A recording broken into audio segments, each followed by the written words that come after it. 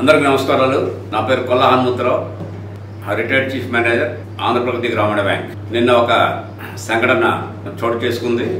అది దుస్సంఘటనగా భావిస్తున్నాం. రావిపాటి అరుణ్ గారి మీద ఆ దాడి అనేది దుస్సంఘటనగా ఈరోజు రాష్ట్రం అంతా కూడా ఖండిస్తూ ఉంది. వారు నిన్న జరిగిన ఈవెంట్ రాత్రి నాకు 11:30 అప్పుడు ఇన్ఫర్మేషన్ రావడం, గవర్నమెంట్ హాస్పిటల్కి వెళ్ళి విచారించి రావడం కూడా జరిగింది. ఉదయం కూడా ఫోన్ చేసి ఆవిడ ఆరోగ్య పరిస్థితిని పరామర్శించడం జరిగింది.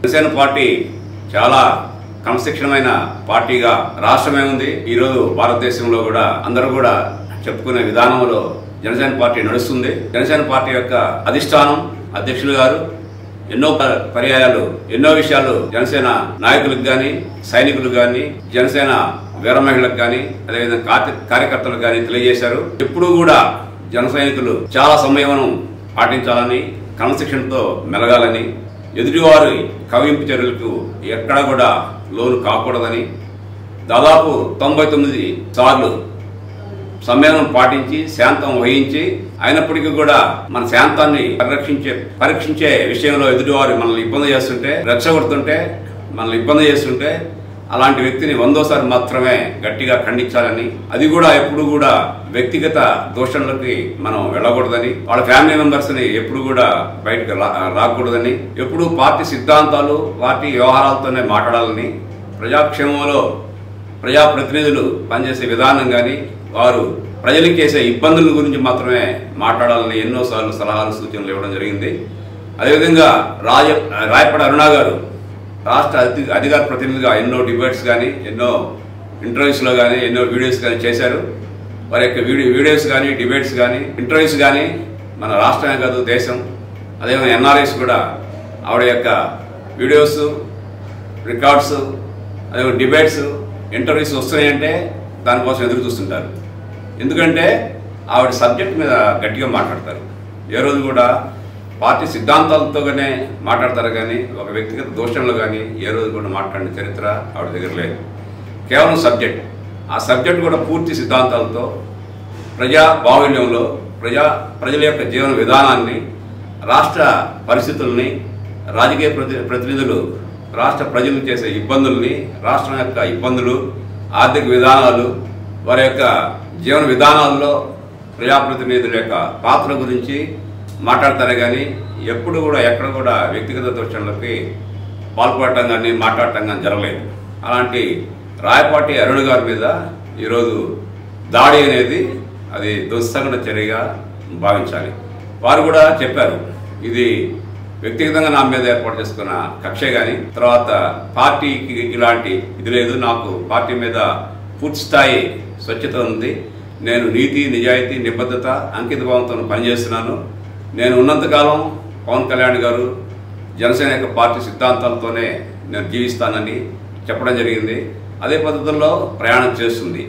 ఆవిడ ఎప్పుడు కూడా కోవర్ట్గా పనిచేస్తున్నట్టు ఎక్కడ సమాచారం కానీ, వినికిడి కానీ, అలాంటి ధోరణి కానీ లేదు. ఎన్నో ఇంటర్వ్యూస్లో ఆవిడ చెప్పారు, నాకు కూడా అందరిలాగే ఆఫర్స్ వస్తుంటే మభ్యపెడుతున్నారు, ప్రలోభ పెడుతున్నారు, భయపడుతున్నారు, బెదిరిస్తున్నారు, బ్లాక్మెయిల్ చేస్తున్నారు. అయినప్పటికీ కూడా నేను పవన్ కళ్యాణ్ గారి సిద్ధాంతాలను నమ్మాను. ఆ సిద్ధాంతాలే నాకు కొండంత ధైర్యాన్ని ఇస్తుంది.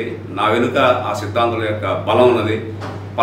పవన్ కళ్యాణ్ గారి యొక్క దిశ ఈ రాష్ట్రానికి చేయబోయే పరిస్థితుల గురించి నాకు ఎప్పుడు కనిపిస్తూ ఉంటే ఆ పర్యవేక్షణలో భాగంగా నేను కూడా ఒక భాగస్వామినై సన్నిధనం అవుతాను అనే పరిస్థితుల్లో ఆవిడ చెప్పడం, అదే పద్ధతుల్లో ప్రయాణం చేయడం చూస్తూ ఉన్నాం, గమనిస్తూనే ఉన్నాం.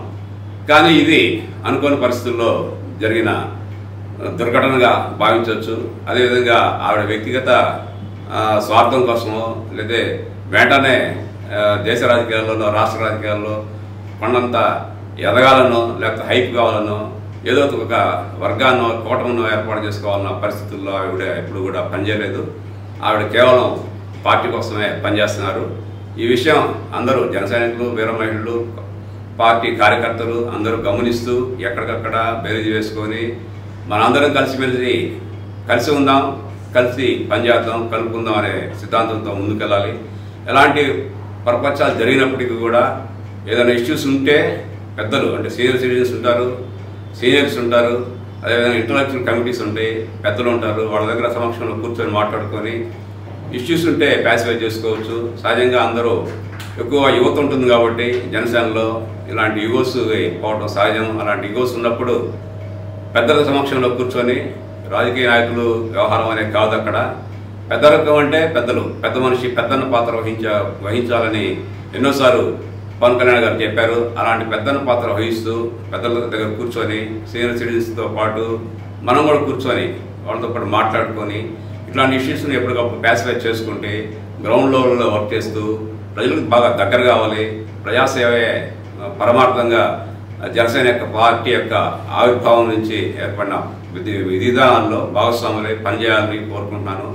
ఇలాంటి వ్యవహారాలు జరగకుండా ఉండాలని, అలాంటి జరగకూడదని పెద్దలు కూడా దాన్ని తీసుకోవాలి. అదేవిధంగా రాష్ట్ర అధిష్టానం కూడా దీని మీద వెంటనే స్పందించి వెంటనే ప్యాసిఫై చేసే క్రమంలో పనిచేయాలని, అదేవిధంగా జిల్లా నాయకత్వం కూడా వెంటనే దీన్ని ప్యాసిఫై చేయాలని కోరుకుంటూ ఇలాంటి దుర్ఘటనలు జరగకుండా చూసుకోవాల్సిన బాధ్యత అందరు జన సైనికుల మీద, కార్యకర్తల మీద, అధిష్టానం మీద ఉందని కోరుకుంటున్నాం. నమస్తే.